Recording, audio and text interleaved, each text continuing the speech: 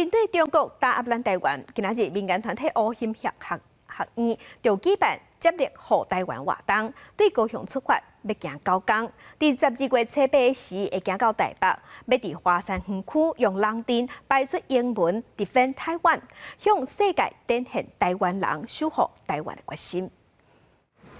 这些民众拢集窝伫高雄中央公园这搭，准备用行的一路500。这是民间团体乌心学院举办的接力护台湾的活动，呼吁民众做伙用行动捍卫台湾的主权。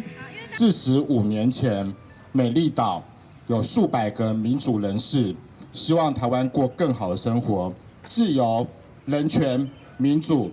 所以，我们今天的生活就是这样所促成的。 在座的各位也都想要保护这位台湾，保护我们的土地。乌心学院表示，今年是美丽岛事件45周年，希望这届活动会当继承这款精神，保护台湾。这届活动会对高雄出发，用行路的方式行9天380公里，一路行到台北。现场也有济民众热情来支持。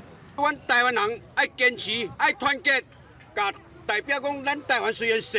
但是，我的力量是足强的。我想这个活动非常有意义啊，因为它在提倡一种台湾意识，用脚走出对台湾的爱。另外，20年前100万人牵手护台湾的总执行陈南天也伫现场强调，自救行动毋捌成过，即摆局势是更较危险。希望这届活动会当搁再一摆，互台湾人更悟保护家己的重要性。台湾人欠3物件。